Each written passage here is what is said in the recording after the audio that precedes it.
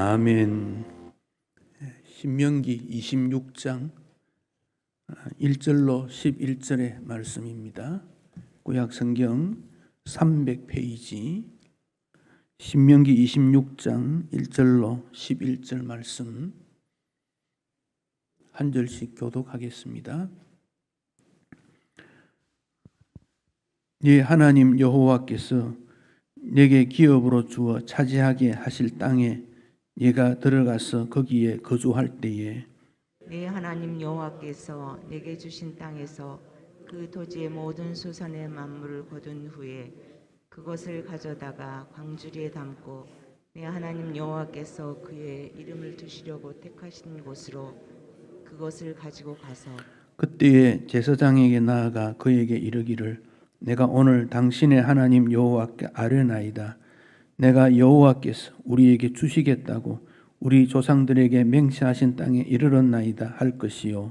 제사장은 내 손에서 그 광주리를 받아서 내 하나님 여호와의 제단 앞에 놓을 것이며 너는 또 네 하나님 여호와 앞에 아뢰기를 내 조상은 방랑하는 아람 사람으로서 애굽에 내려가 거기에서 소수로 거류하였더니 거기에서 크고 강하고 번성한 민족이 되었는데 애굽 사람이 우리를 학대하며 우리를 괴롭히며 우리에게 중노동을 시키므로 우리가 우리 조상의 하나님 여호와께 부르짖었더니 여호와께서 우리 음성을 들으시고 우리의 고통과 산고와 압제를 보시고 여호와께서 강한 손과 편팔과 큰 위엄과 이적과 기사로 우리를 애굽에서 인도하여 내시고 이곳으로 인도하사 이 땅 곧 젖과 꿀이 흐르는 땅을 주셨나이다.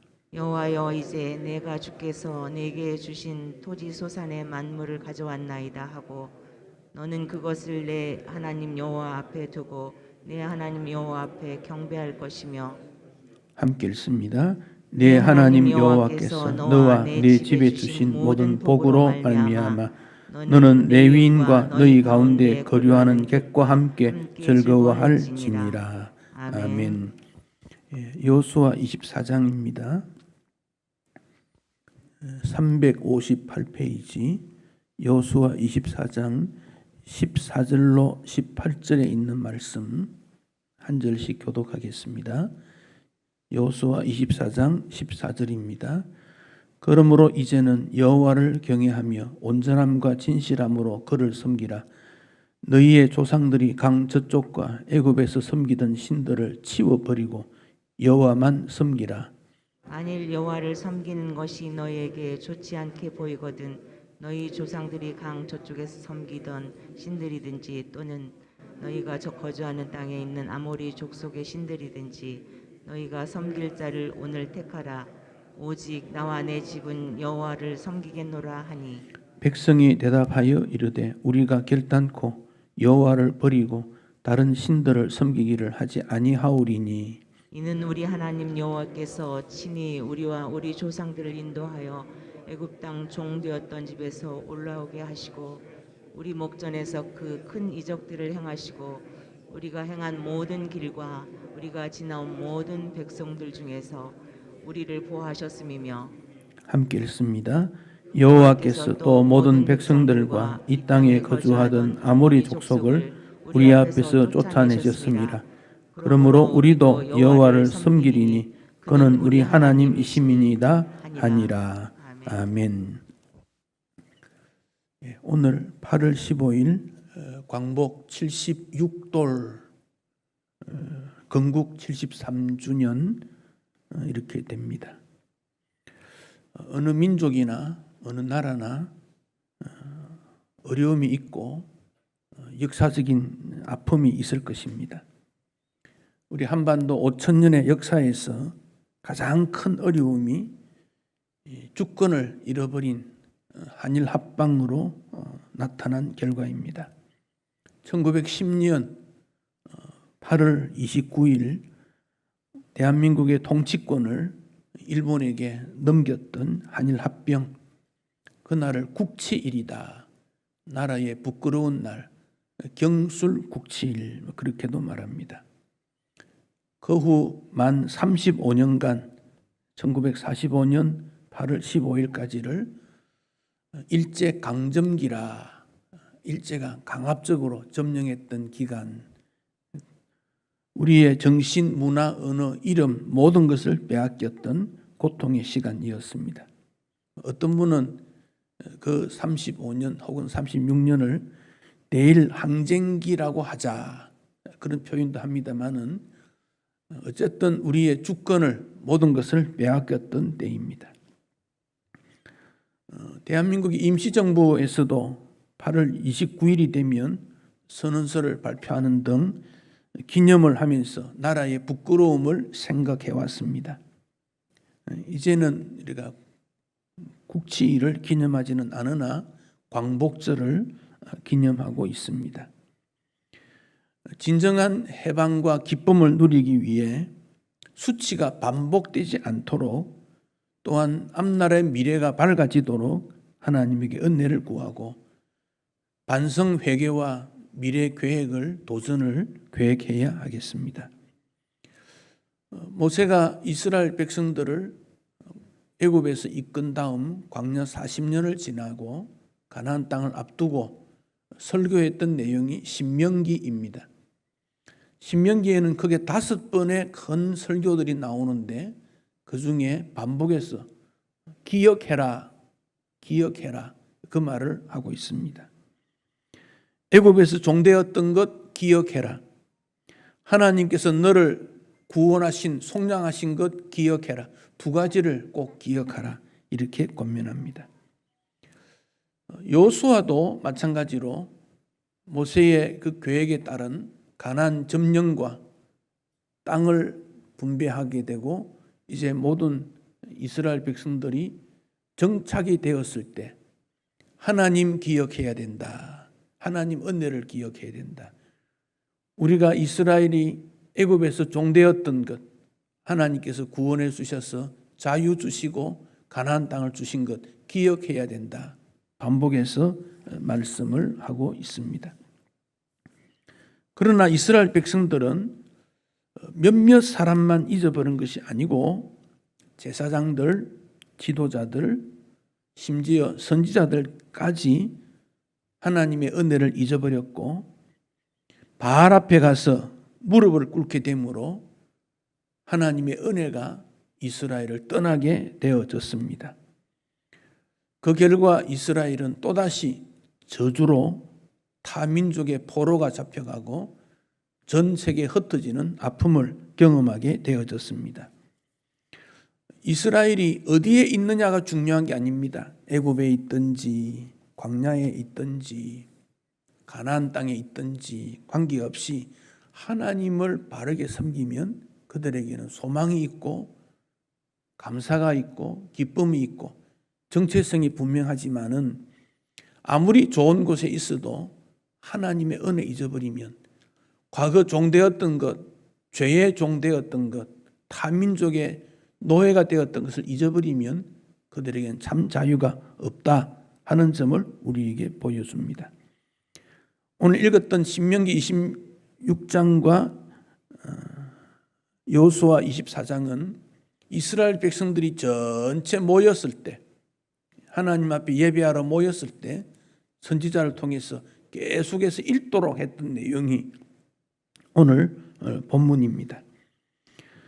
기억하라는 말은 추억한다, 생각한다, 미래를 내다보고 생각한다, 되새긴다, 계속해서 영원토록 기억한다, 그런 의미입니다.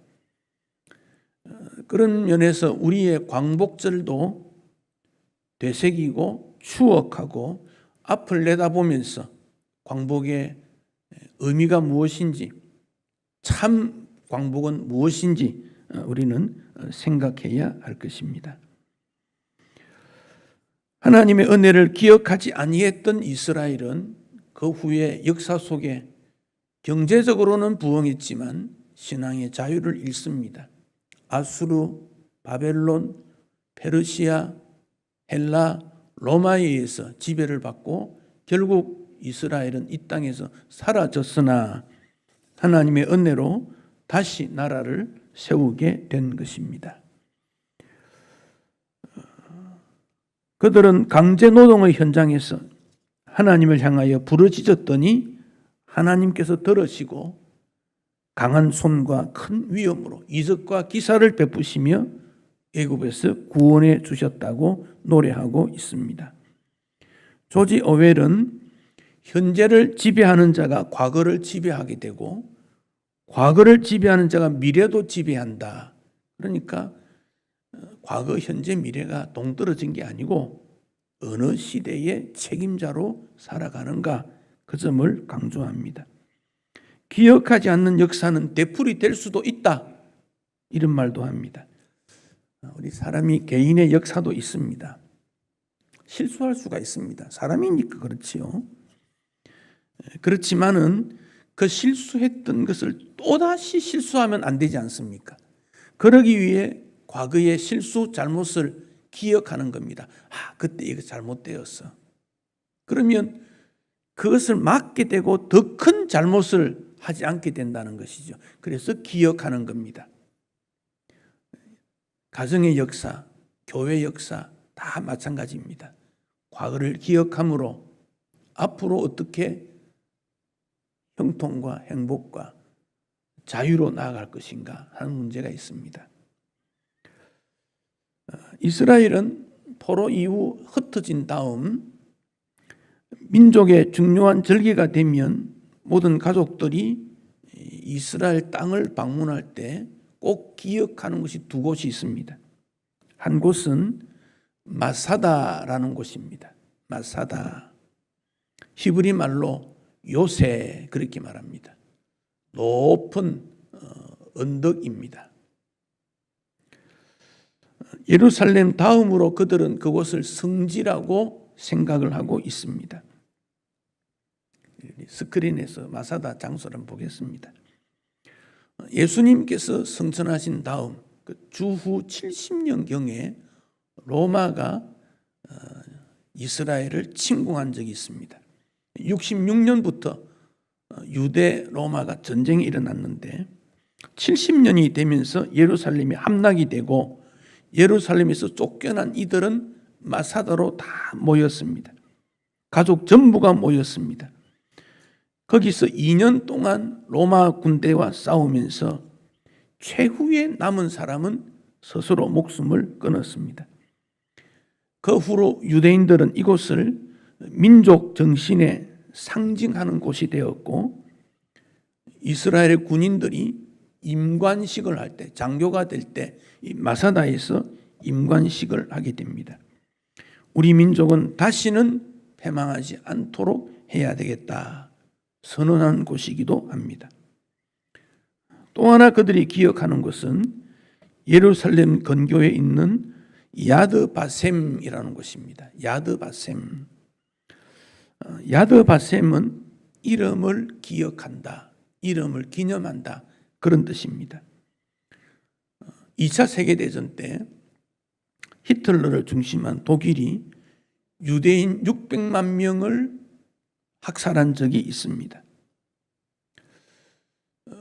600만 명이라는 숫자는 지금 이스라엘 땅에 이스라엘 백성들이 순수 이스라엘 사람들은 한 500만 됩니다.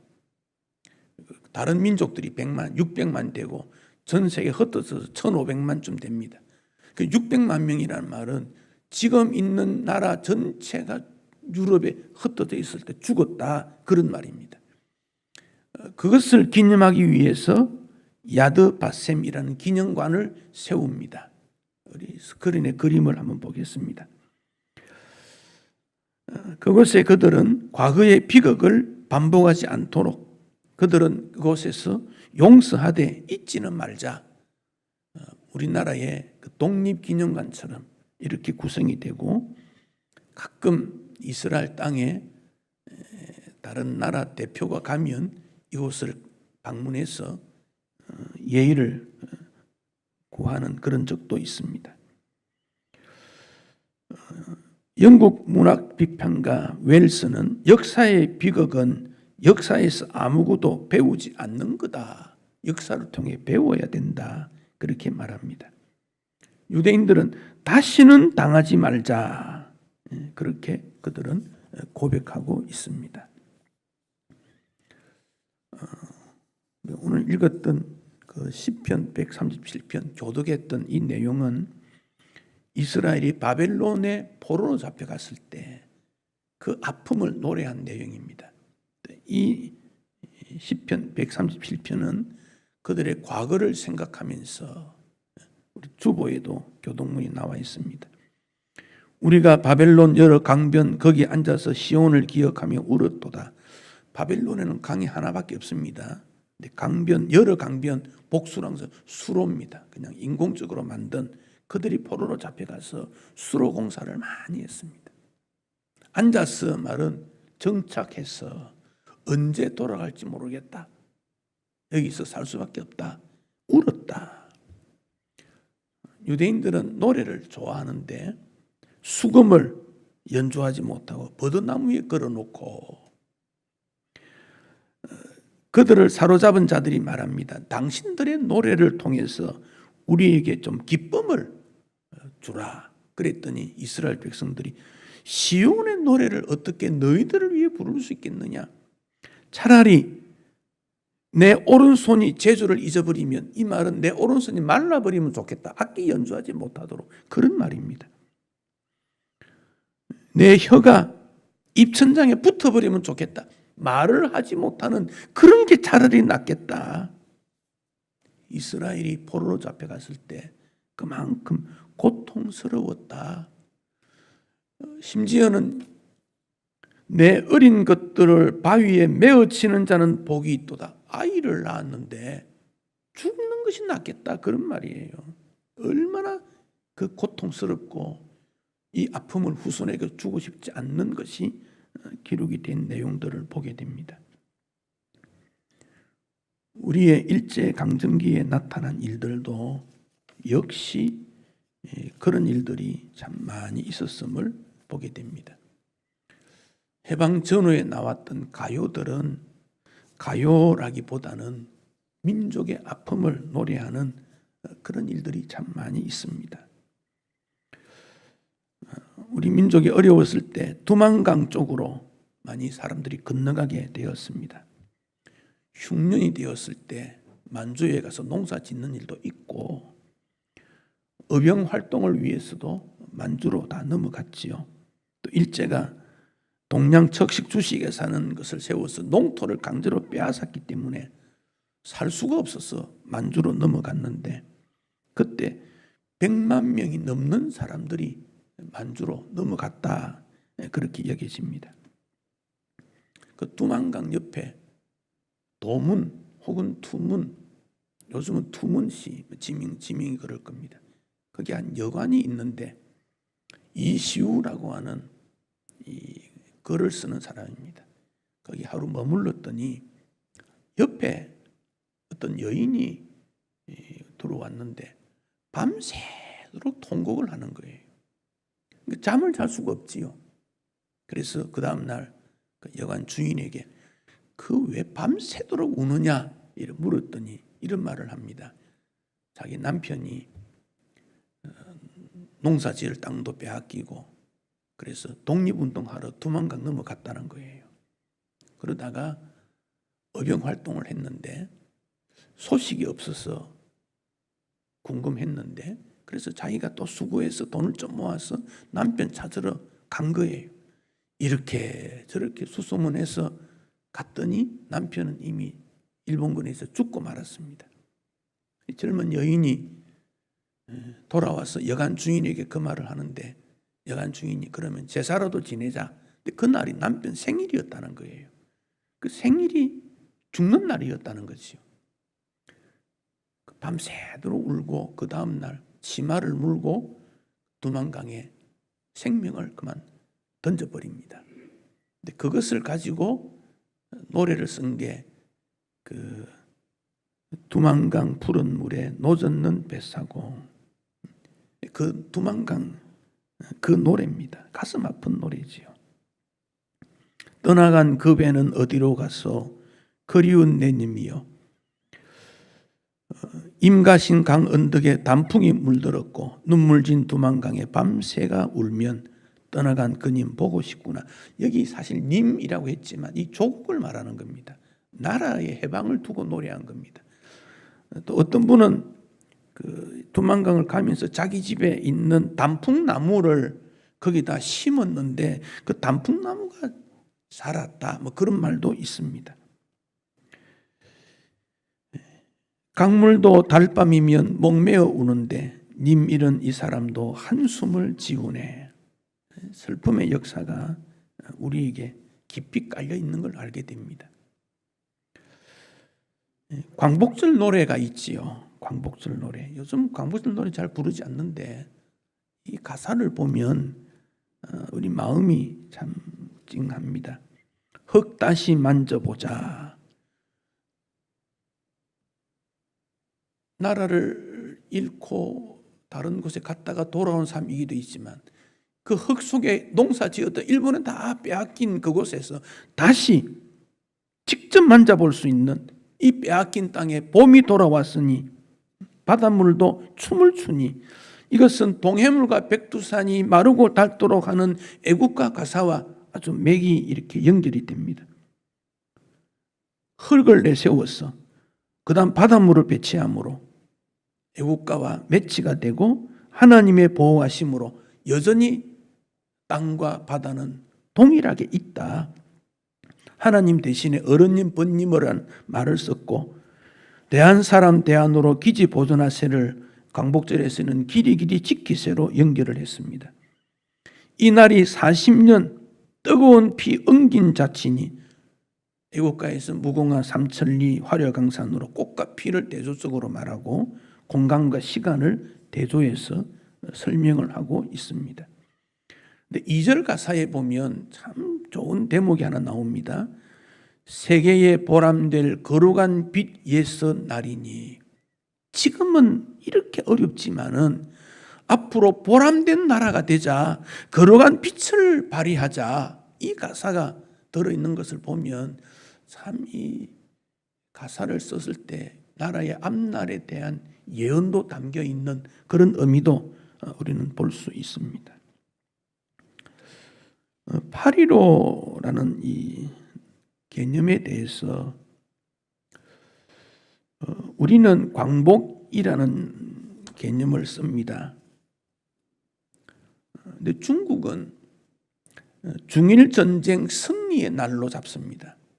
일본이 아시아를 다 점령하려고 필리핀, 인도네시아 그리고 미얀마 해서 중국으로 향한 중국의 일부, 우리 한반도를 통해서 중국으로 그렇게 하려고 했던 그 일본이 청일전쟁 1984년에 청일전쟁에서 중국이 졌어요. 그 전쟁 때문에 일본이 확산이 되었는데 그래서 이 전쟁이 끝난 거다. 그래서 중일전쟁 승리 기념일이다. 일본은 8월 15일을 패전의 날이다. 피해 입은 나라들한테 인명과 재산의 손실을 입었다. 미안하게 생각한다. 패전의 날이다. 그렇게 말하고 혹은 일본의 그 어떤 일부는 종전일, 전쟁이 끝난 날이다. 일본 천황이 성덕을 베풀어서 많은 사람이 고통당하니 전쟁을 끝마침으로 평화가 임한 날이다. 이런 또 해석도 합니다. 그래서 일본의 극우주의자들은 야수꾼이 즉 전쟁에서 일등 공신을 했던 그들을 영혼을 모았다고 하는 야수꾼이 신사참배를 지금도 하고 있는 그런 경우입니다. 그러니까 8.15에 대한 그 의미가 다 다르다는 것을 압니다. 우리는 하나님 은혜로 이 땅에 광복이 왔다. 남궁옥 선생이 삼천리 반도 금수관산 일하러 가자는 말은 부지런히 일하자는 의미도 있지만 사실은 독립운동하러 가자는 의미입니다. 그게 일제 때 불렀던 노래입니다. 독립운동하자 그렇습니다. 1919년에 3.1운동을 했을 때 집결지가 교회였고 그 일에 대표가 기독인이 많았습니다. 목사, 장로, 주일학교 교사, 학생들이었습니다. 그 이유는 그 일본은 전하나 전보나 뭐 파발이나 뭐 이런 것들을 다 통제를 했습니다. 철도 우편, 보부상 연락할 방법이 없습니다. 그러나 선교사들이 한국에 있을 때 일제와 이렇게 협약하기를 교회에 편지를 보낼 때는 검열 못한다, 하지 않는다, 그런 협약이 있었습니다. 그래서 교회를 통해서 연결이 되고 함경북도로부터 제주도까지 3.1운동이 한 달 만에 다 확산이 된 것은 교회가 전국적인 네트워크가 되었고 그 당시 우리나라 인구가 1600만 정도인데 기독인은 20만, 한 1.3% 정도입니다. 그런데 3.1운동으로 말미암아 체포됐던 사람이 한 9천여 명 되는데 그중 기독인들이 3,000명 정도 됩니다. 그 가운데 여성들이 더 많습니다. 3.1운동 일어난 한 달 반 정도 4월 15일에 경기도 화성의 제암리 교회가 30명 정도 되는 성도들을 다 모아놓고 바깥으로 문을 잠그고 불을 질렀습니다. 창문으로 뛰어나오는 사람을 총을 쏴 죽이고 30여 명이 죽었고 그 부근 15개 교회가 다 불이 나고 사람이 죽는 그런 일이 일어났습니다.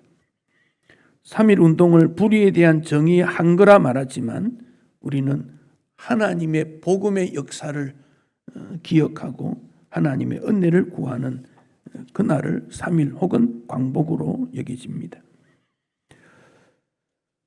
해방이라는 것은 짓눌림에서부터의 자유입니다.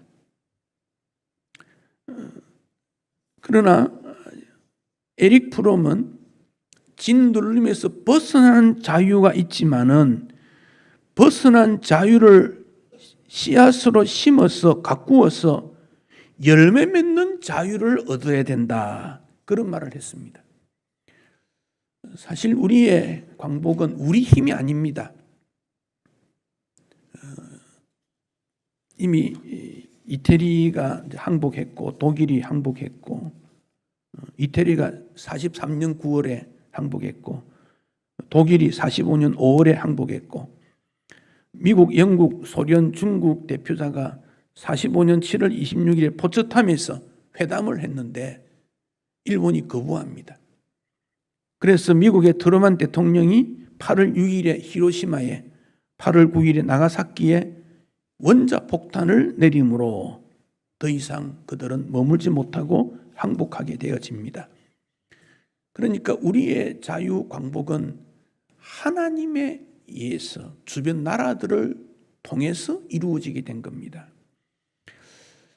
그러나 우리의 자유 광복이 어려웠을 때 선교사들이 한반도에 와서 학교들을 많이 세웁니다. 언더우드를 통해서 경신학원을 세우게 되고 평양의 숭의학교, 대구의 신명여학교, 개성학교, 광주의 숭일학교, 수피아 여학교, 학교들을 많이 세워서 이미 준비를 시켰다, 그렇게 볼 수 있습니다. 그리고 조만식 장로를 중심으로 해서 물산 장려운동 1920년도에 국산품 사용하자 전략운동을 일으킨 것이 또한 있습니다. 희망을 잃었던 젊은이들이 선교사들이 세운 학교를 통해 복음을 받아들이고 민족 의식을 갖게 되고 세계를 바라보는 눈을 갖고 실력을 갖추고, 그래서 독립투사의 대부분은 그런 학교 출신들입니다. 이어서 나라의 경제적인 자립을 위해 물산 장려운동을 일으키면서 전국적으로 물산 장려운동을 일으켰고, 때가 되어 하나님께서 우리에게 이런 자유와 해방을 주었습니다. 해방될 때 일본하고 우리의 그 격차는 소득이 100배 차이 납니다. 100배. 지금은 한 3배 정도 됩니다. 지하철 KTX가 일본이 우리보다 40년 앞서서 먼저 한 것입니다. 경제적으로 차이가 많이 나지요. 인구도 우리보다 훨씬 많고 그렇지요. 근데 지금은 대등한 경쟁을 하고 있습니다. 근데 건강한 경쟁을 해야 됩니다. 어떤 부분은 우리가 더 앞서갈 수도 있습니다. 앞으로 어떻게 될 것인가? 앞으로 어떻게 될 것인가? 우리의 젊은이들에게 더 많은 민족의식과 자유의 의미를 가르쳐서 특별히 하나님께서 이 땅을 어떻게 다스리고 섬기기를 원하는가를 가르쳐서 전 세계에 우리 민족의 우수성을 드러낼 뿐 아니라 그 일을 통해서 복음 전파의 계기가 된다는 거지요. 일본의 선교사, 한국 선교사가 많이 가 있습니다. 또 그들은 좋아합니다. 과거에 아픈 역사가 있지만 우리가 그들을 미워할 필요는 없으나 과거를 잊지 말고 지금 우리는 어떻게 되느냐 하는 과제가 있습니다. 또한 우리의 광복은 반쪽입니다. 북쪽이 여전히 통일되지 못한 일에 헌신과 노력이 필요합니다. 8.15는 1년에 한 번 기념하는 것이 아니라 매일 우리는 기념하고 우리에게 주신 자유를 통해서 다시 복음을 심어서 열매 맺는 자유, 온 세상 사람들에게 광복을 나누어 주는 자유가 언제가 될 것인가? 거기까지 나아가야 합니다.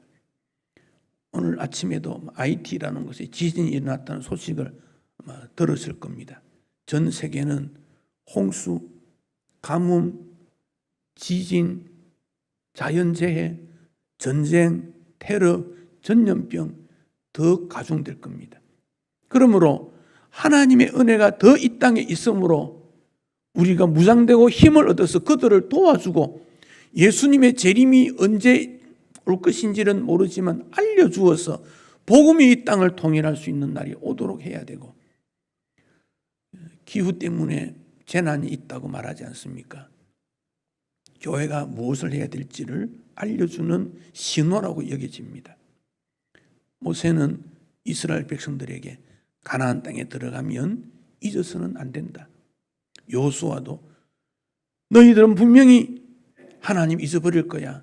그러나 나와 내 후손은 하나님 섬길 거야. 그랬더니 이스라엘 백성들이 아니요, 우리도 다 하나님 섬길 거요. 그렇지만 한 세대 지나니까 끝나버렸습니다. 오늘 우리 동일합니다. 잊어버리지 않는 과거, 미래를 향한 도전, 우리에게 주어진 사명입니다. 우리를 부르신 주님께서 우리를 향하신 뜻이 있을 것입니다. 그 뜻을 이루는 주의 백성들이 되시기를 축복합니다.